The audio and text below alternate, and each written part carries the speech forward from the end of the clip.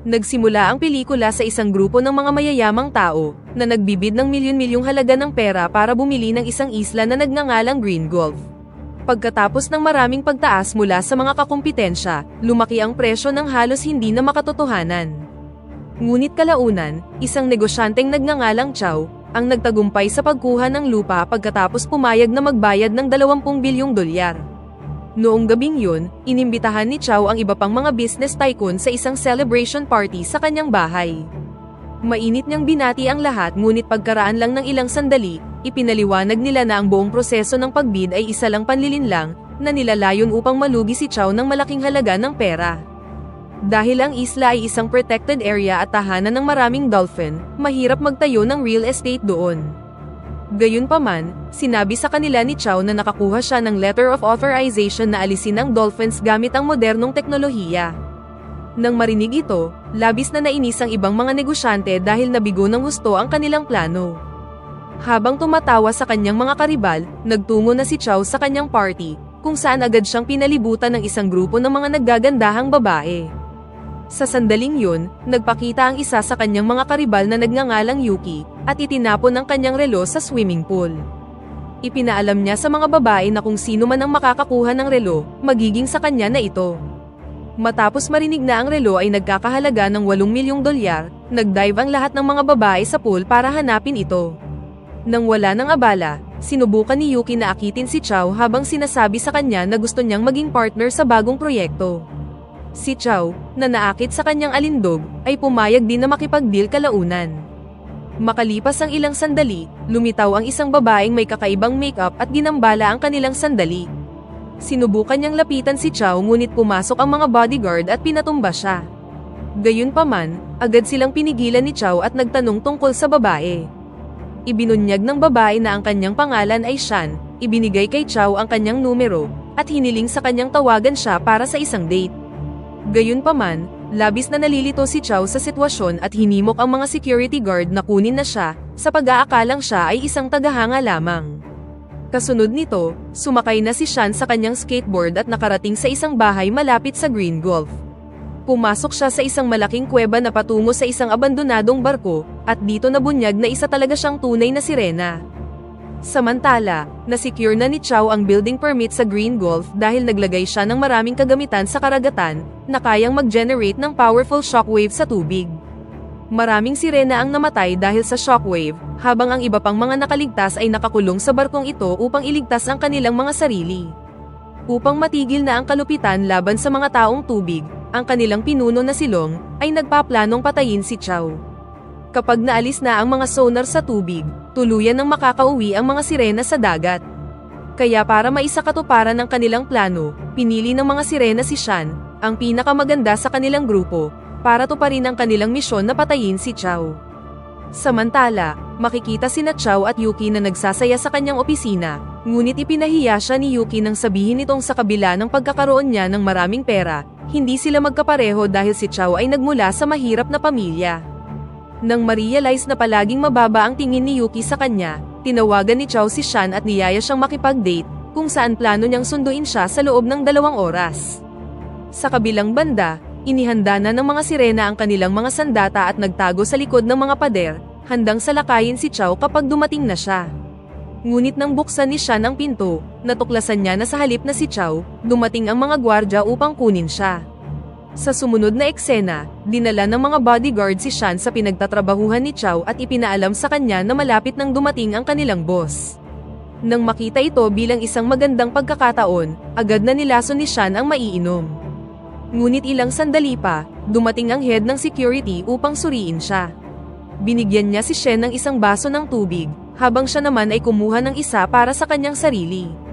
Sa loob lang ng ilang segundo, nagsimulang bumula ang kanyang bibig at nag-collapse sa sahig. Tinulungan siya ni Shan sa pamamagitan ng pagbuhos ng alak sa kanyang bibig, na tinulungan siyang makarecover mula sa lason. Gayunpaman, binigyan siya ng mga staff ng mas maraming tubig na maiinom mula sa parehong baso, na humantong para bumagsak siya muli. Kasunod nito, nang makita ni Shan si Chow, sinimulan niya itong habulin. Sinubukan niyang atakihin siya gamit ang sea urchin, ngunit nauwi ito sa pagtama sa kanyang ulo. Sinubukan ni Shan na atakihin muli si Chow ngunit hindi niya napansin ang salamin, na naging sanhi ng pagka-stalk ng sea urchin sa kanyang ulo. Pagkatapos nito, sinimulang lasunin ng hayop ang kanyang katawan, ngunit wala sa mood si Shan na sumuko. Sinubukan niyang saksakin si Chow habang nagtatago sa ilalim ng mesa, ngunit nagsimula itong sumayaw at humakbang sa kanyang kamay. Buong lakas niyang itinusok ang kutsilyo sa paa ni Chow, ngunit nakaiwas ito at natusok ang kanyang sarili. Sa sandaling yun, lumingon si Chow at napansin si Shen na walang malay sa kanyang likuran.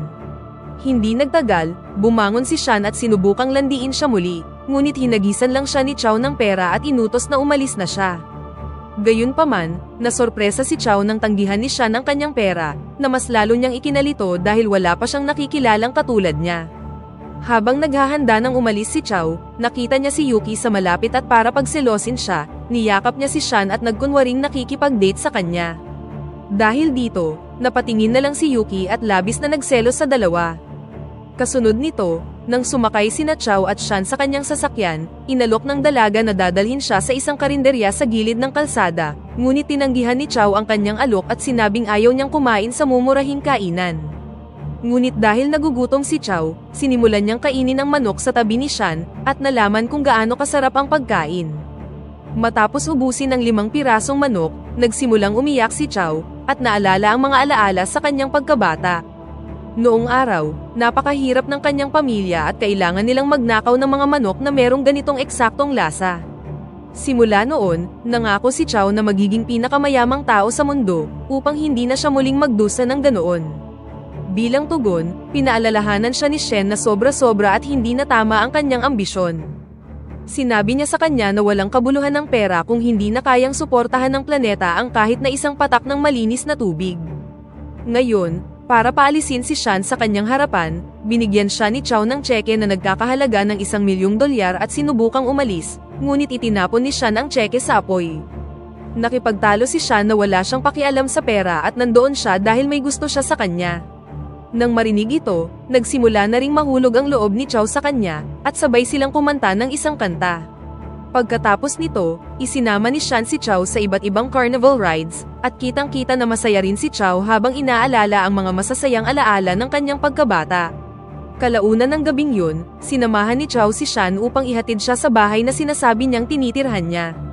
Sa sandaling yun, tinawag siya ni Long at sinabi sa kanya ang tungkol sa kanyang plano na atakihin si Chow mula sa likod ng pinto. Nang hawakan ni Chow ang kanyang kamay, tila nagkaroon na rin ng feeling si Shan para sa kanya. Narealize ng sirena na kung bubuksan niya ang pinto, mamamatay si Chow sa isang iglap lang. Para iligtas siya, pumasok si Shen sa loob, agad na nilock ang pinto, at hiniling kay Chow na umalis na siya doon. Samantala, galit na galit si Long nang namiss niya ang kanyang target. Ngunit nakatanggap si Shan ng isa pang tawag mula kay Chow, na hiniling sa sirena na muling makipag-date sa kanya. Sa sandaling yun, naging masaya ang mga sirena at sinimulang ipagdiwang ang pagkamatay ni Chow, ngunit malinaw na salungat na si Shan tungkol sa kanyang layunin. Kinabukasan, sa araw ng kanilang date, dinala ni Chow si Shan sa isang restaurant kung saan nagpanggap si Long bilang isang chef. Ngunit bago pa niya maatake ang bilyonaryo, nagpakita ang ilang bodyguard sa lugar at ginambala ang kanyang plano. Dahil wala ng ibang choice, nagkunwari si Long na ang kanyang mga galamay ay ang pagkain, at pagkatapos ay sinimulan itong ihanda sa mesa. Gayunpaman, mas pinalaki ng dalawa pang chef ang sitwasyon ng putulin nila ang mga galamay sa napakasakit na paraan. Nang mas lumala pa ang mga bagay-bagay, nagpalabas si Long ng itim na likido mula sa kanyang bibig at pagkatapos ay tumakas na sa lugar.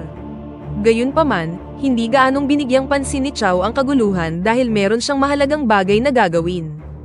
Kinuha niya ang isang wedding ring, inilagay ito sa kamay ni Shan, at inanunsyong balak niyang pakasalan siya.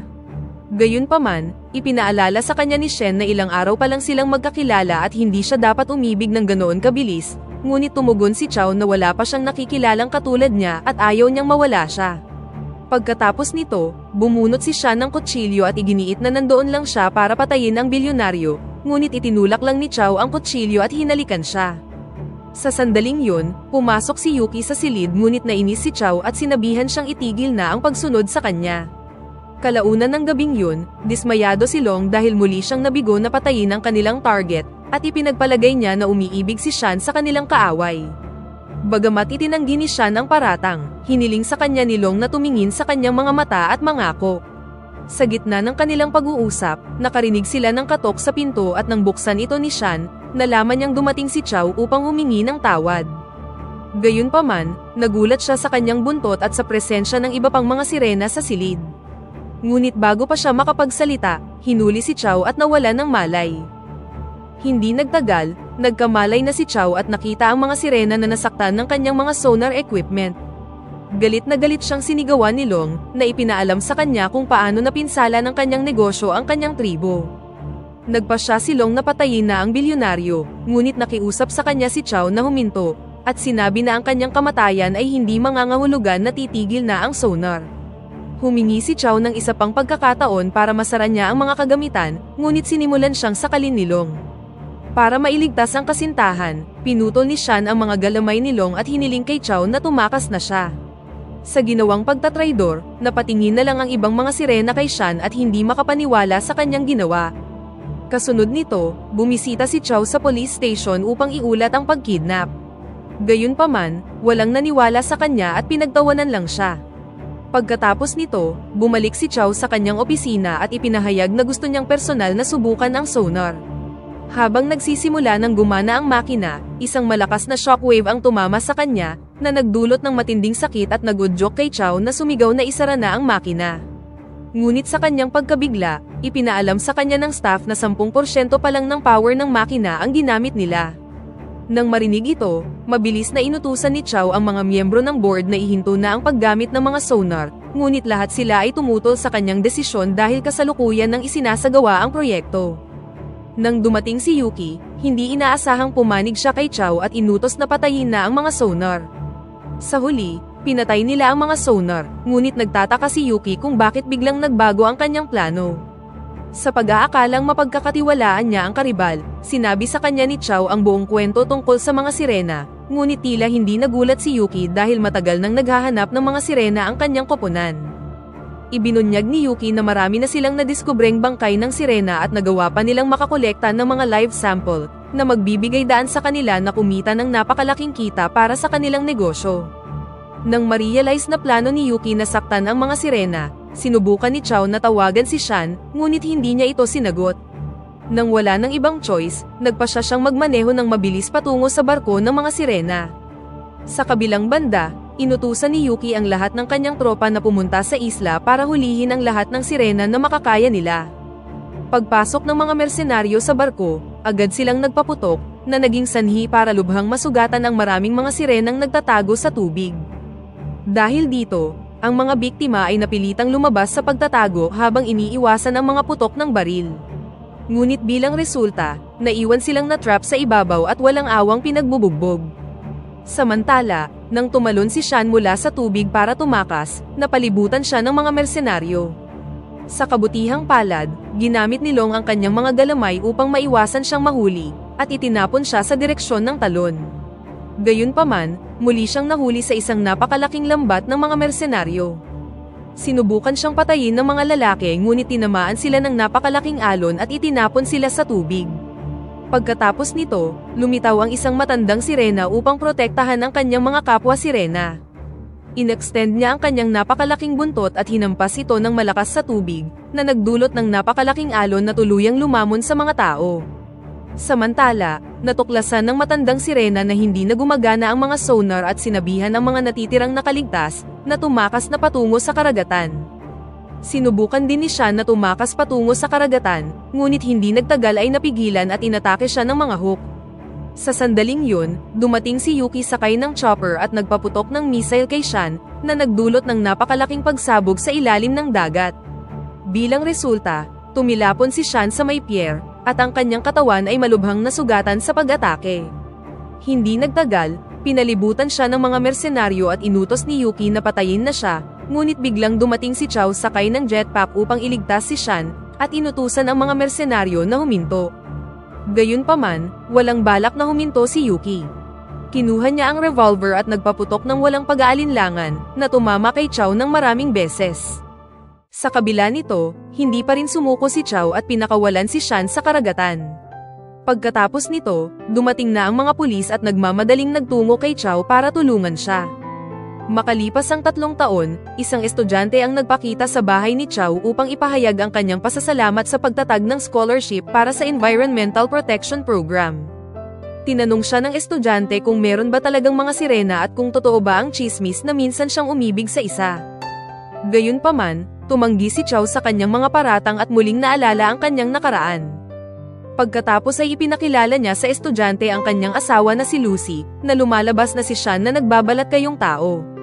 Sa kanilang pag-uusap, hinikayat nila ang estudyante na maglakbay at tuklasin ang mundo. Sa huling eksena, makikita sina Chow at Sean na lumalangoy sa karagatan kasama ang iba pang mga sirena, at dito na nagtatapos ang pelikula. Pakipindot naman ang like button kung nagustuhan mo ang pelikula at kung hindi naman, pindutin mo ng 2 beses ang dislike button para lang makasiguro.